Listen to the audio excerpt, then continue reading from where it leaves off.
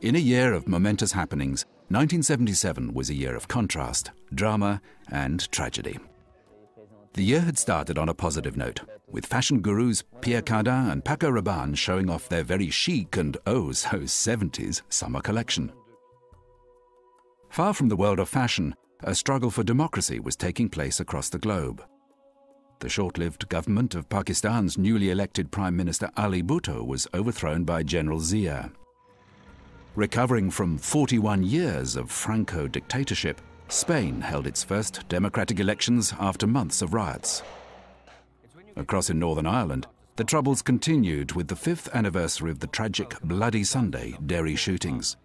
To mark the occasion, the IRA exploded 12 bombs in London's fashionable West End, and a further 30 bombs were exploded throughout Northern Ireland. Africa was the scene for further unrest. Rhodesia struggled tragically for independence, while the Sudanese government appealed for help in stopping desertification in their sub-Saharan country. Events escalated further in South Africa, with the death of Steve Biko in custody starting what was to become the end of apartheid. While Ugandan dictator Idi Amin entertained British agricultural experts in his trouble-torn patch of Africa. 1977 was also a year of momentous happenings in politics. In China, Deng Xiaoping took power and the notorious Gang of Four was expelled from the Communist Party. And while the conservative opposition leader Margaret Thatcher was taking a stroll up China's Great Wall, a general strike was underway in Northern Ireland, leaving 3 people dead and more than 80 injured. The Reverend Ian Paisley had called the strike to put pressure on British troops to get tougher with the IRA guerrillas. Peace in the Middle East looked promising for a short time, when Egyptian President Anwar Sadat flew into Jerusalem in an unprecedented move to begin long overdue peace talks.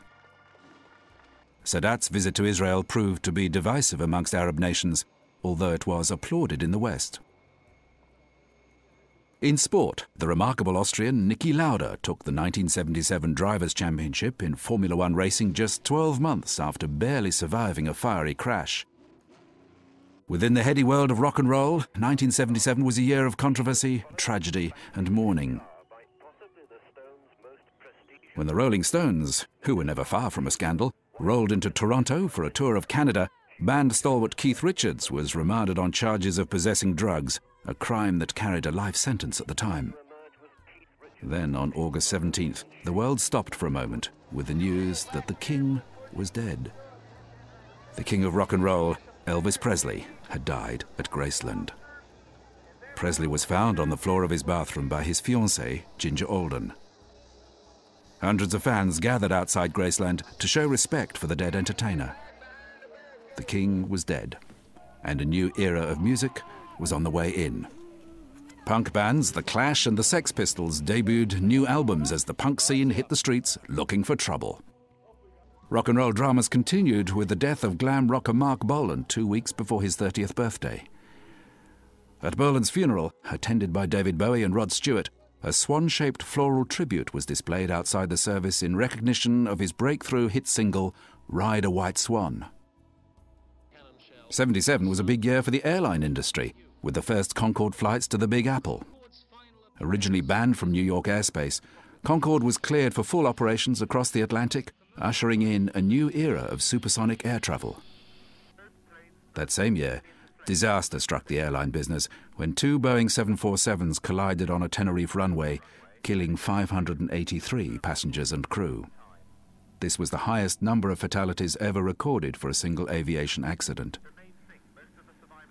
1977, a year that had introduced the novelty toy slime and taken a glimpse at the future with a new portable TV, was indeed a year of tragedy, drama, and hope. Truly a year of momentous happenings.